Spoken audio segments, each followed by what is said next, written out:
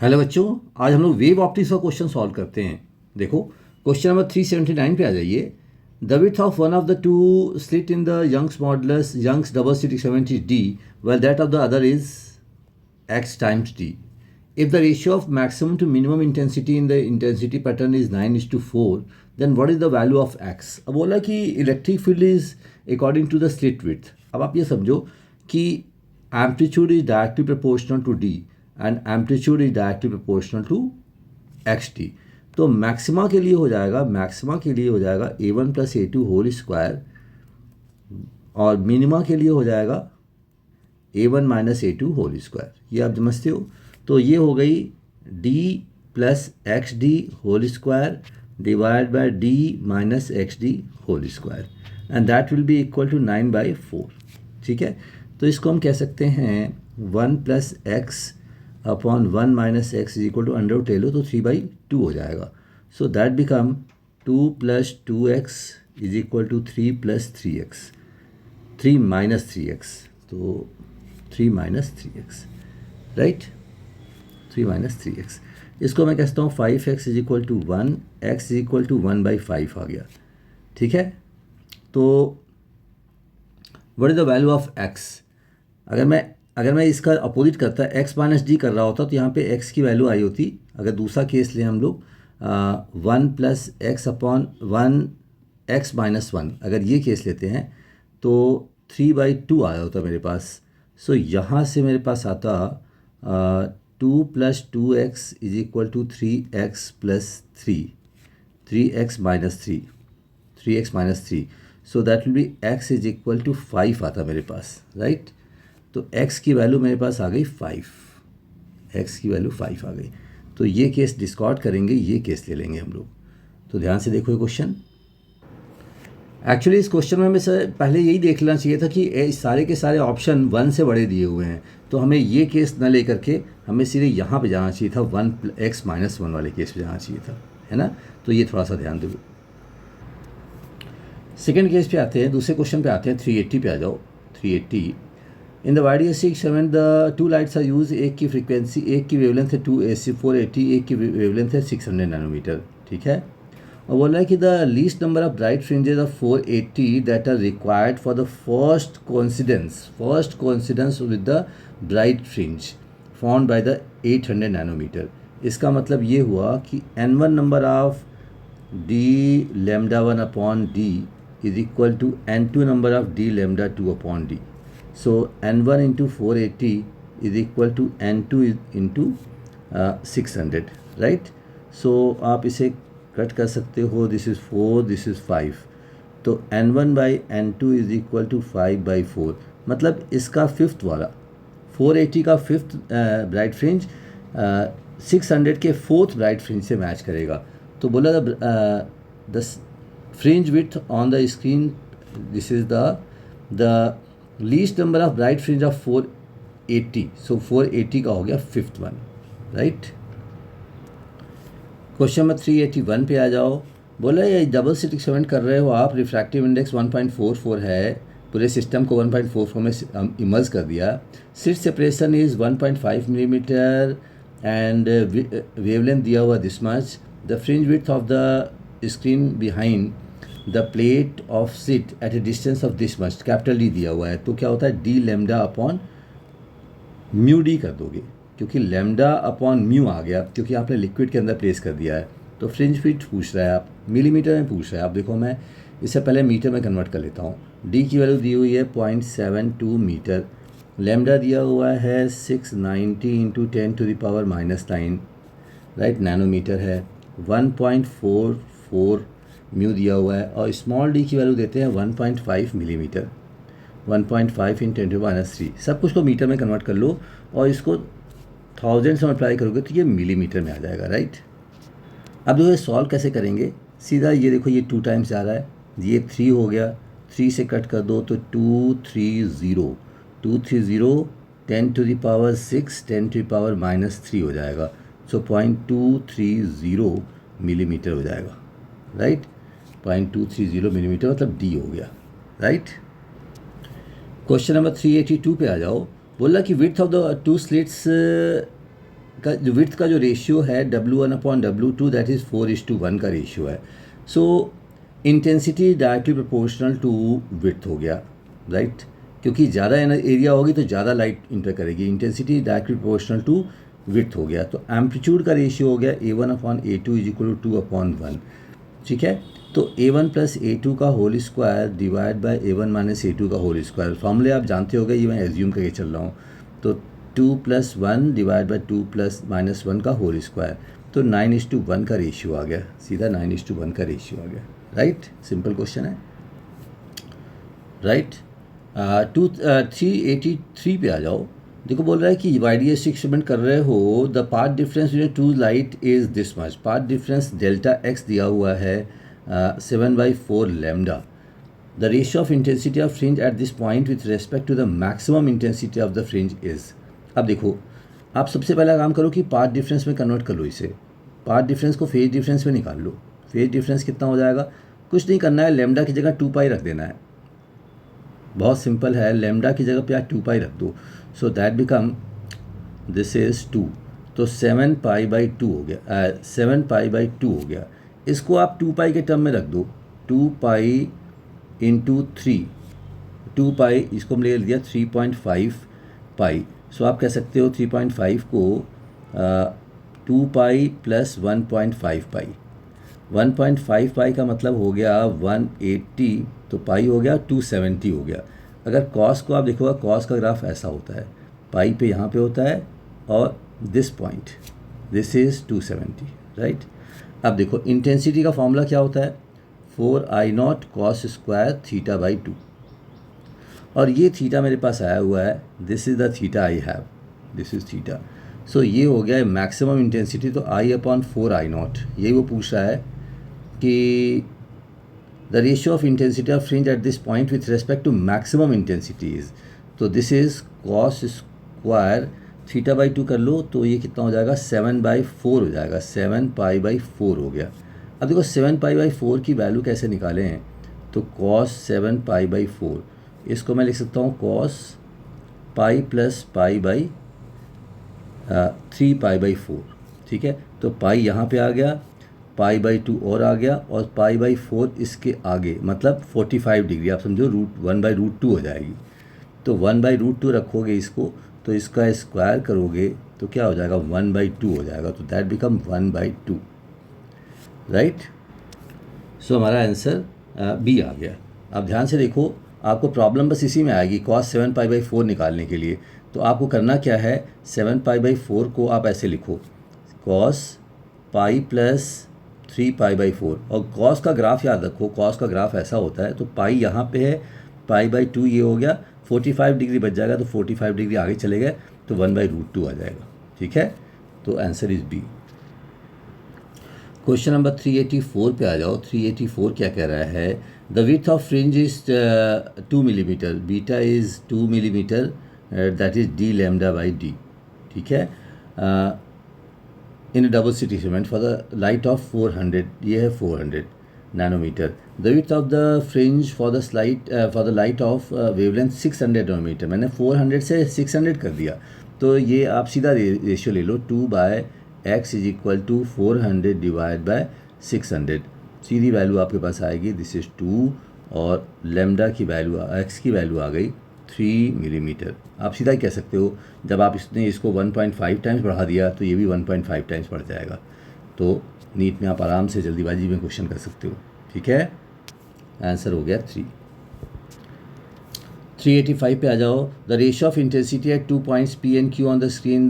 ठीक है. Where the phase difference between the 2 waves. Phase difference दिया है π/3 एंड π/2.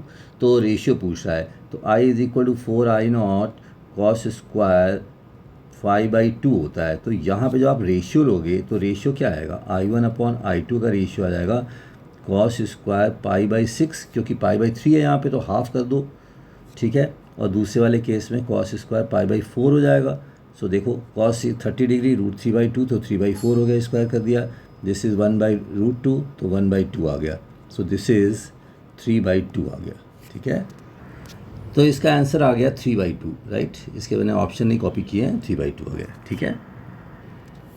इस क्वेश्चन को देखते हैं. 386 को देखो. Ratio of amplitude is A1/A2 दिया हुआ है 2:1.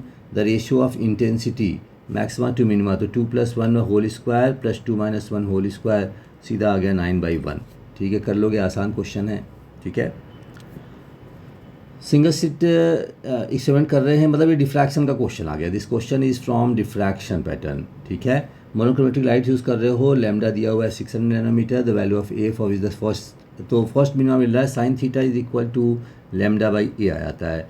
तो साइन 30 डिग्री इज़ 1/2 लैम्डा मुझे कैलकुलेट करना है. लैम्डा दिया हुआ है 600 nanometre divided by A is given, A हमें कैलकुलेट करना है. तो ए की वैल्यू आ गई 1200 नैनोमीटर, मतलब 3 के पीछे डेसिमल लगा दे 1.200 मिली माइक्रोमीटर.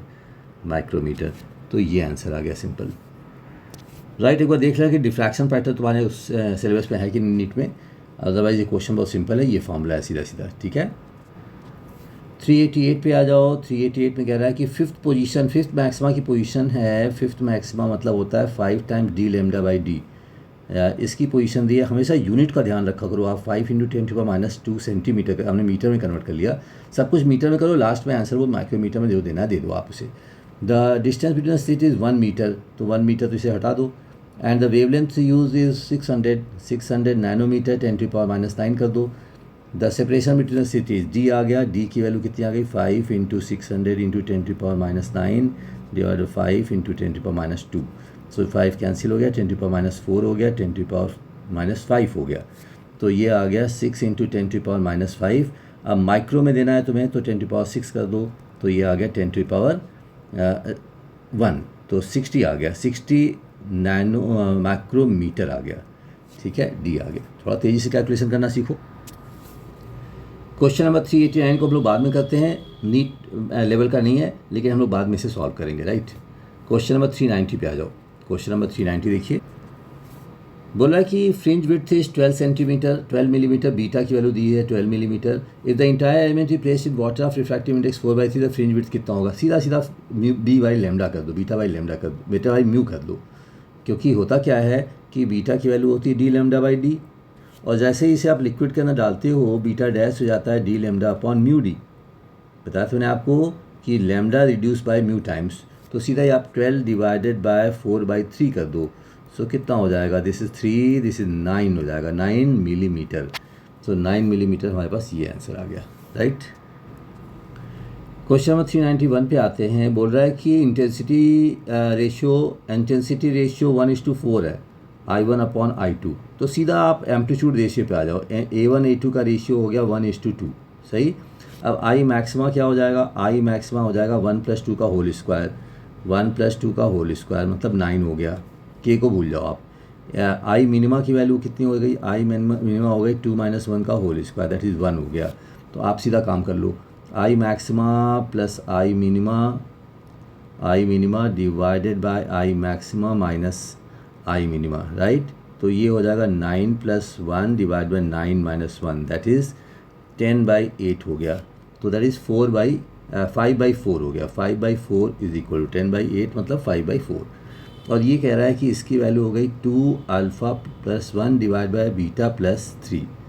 तो अब आप ये देखो, इसको 5 बनाना है, तो इसको 5 बनाने के लिए अल्फ़ा को क्या करोगे, अल्फ़ा को तुम 2 बनाओगे तभी तो ये 5 आएगा, और बीटा को तुम 1 रखोगे, तो बीटा की वैल्यू 1 आ गई. बस गेस कर लो, यहाँ से ट्राई एंड एरर से काम कर लो, आप जल्दी पहुँचना है आपको आंसर पे. तो बीटा की वैल्यू 2, अल्फ़ा की वैल्यू 1, तो 2/1 आ गया. तो β/α की वैल्यू 2 आ गई, तो आंसर डी आ गया. ठीक है, तो जब भी आपसे क्वेश्चन पूछा जाए आप सीधा एम्पलीट्यूड पे पहले आओ, पहले एम्पलीट्यूड पे आओ, उसके बाद आप आई निकालो, आई के बाद आप फॉर्मूले पे जो भी उन्होंने दिया उसको निकाल लो. और 5/4 आ गया, तो 5/4 आ गया तो आप कैलकुलेशन करने ना बैठ जाओ कि क्रॉस मल्टीप्लिकेशन कैलकुलेशन कर रहे हैं, गड़बड़ हो जाएगा तुम्हारा काम. आप सब यहाँ पे आ जाओ कि ये 5 करना है, 2α + 1 = 5, तो यहीं से काम बन जाएगा. क्योंकि इतने मुश्किल क्वेश्चन वो देते नहीं है, 1 मिनट में एक क्वेश्चन करना है आपको, तो मैक्सिमम 2 मिनट लग सकते हैं, ये मान के चलो आप. क्वेश्चन नंबर 392 पे आ जाओ. 392 कहता है कि इंटेंसिटी का रेशियो 9:4 है. मैंने कहा कि इंटेंसिटी का रेशियो 9:4 है, तो एम्पलीट्यूड का रेशियो हो गया 3:2. A1/A2 का रेशियो हो गया 3:2. ठीक है, the ratio of intensity of maxima हो गया 3 + 2 का होल स्क्वायर, और मिनिमम हो गया 3 - 1 का होल स्क्वायर, तो 25 आ गया सीधा सीधा 25 डी आ गया, राइट। अब इस पे आ जाते हैं 392 पे आ जाओ। बोला 2 लाइट बीम है, इंटेंसिटी आई एंड 9i। तो पहले मैंने कहा एम्पलीट्यूड पे आ जाओ, एम्पलीट्यूड ए एंड 3a हो जाएगा, ठीक है। प्रोड्यूसर फ्रिंज, ठीक है। The wave phase difference between the beam is pi by 2 का फेज डिफरेंस आ रहा है at point P, and pi का फेज डिफरेंस क्यू पे है, पाई का फेज डिफरेंस क्यू है। Difference between the resultant intensity at P and Q है। तो रिजल्टेंट इंटेंसिटी का फॉर्मूला क्या होता है, I is equal to 4I0 cos square theta by 2। तो 4I0 क्या है, मैक्सिमम इंटेंसिटी। मैक्सिमम इंटेंसिटी कितनी हो जाएगी। अब यहाँ वाला हम लोग ये वाला फॉर्मूला इस्तेमाल नहीं कर सकते, यहाँ पे ये फॉर्मूला इस्तेमाल नहीं कर सकते, क्योंकि ये फॉर्मूला तब यूज़ होता है जब दोनों की इंटेंसिटी बराबर हो। तो हम लोग सीधा एम्पलीट्यूड पे आते हैं। Amplitude is A1 square plus A2 square plus 2A1 A2 cos phi, right. तो फाई की वैल्यू आ गई पाई बाई 2। सो दूसरे वाले के लिए हो गई A2 is A1 square plus A2 square plus 2A1 A2 cos pi, right. So हमारे पास जो वैल्यू आ गई, इनको सब्सट्रैक्ट कर दें। तो अगर मैं इनको सब्सट्रैक्ट कर देता हूँ तो मेरे पास I1 माइनस I2 आ जाता है। I1 माइनस I2 की वैल्यू ये cancel 2A1 A2 cos pi by 2 minus cos pi आ गया, राइट।